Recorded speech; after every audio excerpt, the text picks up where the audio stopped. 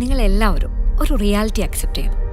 പോലീസിനും ഈ സൊസൈറ്റിയിലെ നല്ലൊരു ശതമാനം ആളുകൾക്കും ഈ കേസിന്റെ സത്യാവസ്ഥ എന്താണെന്ന് നന്നായിട്ട് അറിയാം.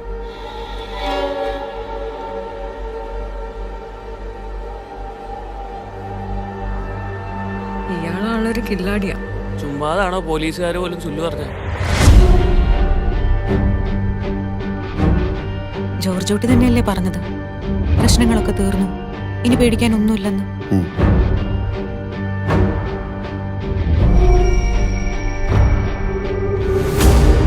പോലീസിന്റെ രീതികൾ മുൻകൂട്ടി കണ്ട് കളിക്കുന്ന ഒരാളാണല്ലോ അയാൾ. അപ്പോ പോലീസുകാരും അയാളുടെ ഒരു ഫാനാണ്.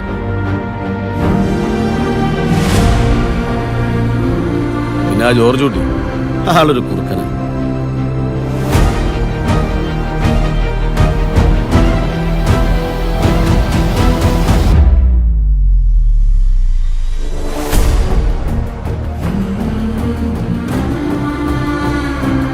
ഈ ആക്സിഡന്റ് കാര്യം എന്താ അവരോട് പറയാൻ പറ്റാത്തെ?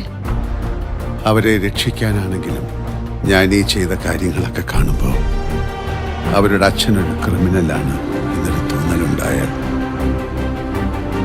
ഏയ്, അവരങ്ങനെയൊന്നും ചിന്തിക്കില്ല. ഞാൻ തന്നെ അങ്ങനെ ചിന്തിച്ചു തുടങ്ങി. പിന്നല്ലേ സർ, ഇപ്പോഴല്ലേ നമ്മുടെ പ്രസക്തി.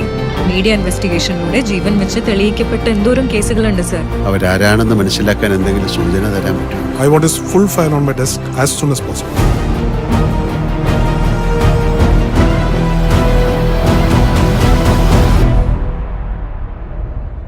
ഇനി അങ്ങനെയൊന്നും ചിന്തിക്കണ്ട, എല്ലാം കഴിഞ്ഞില്ലേ?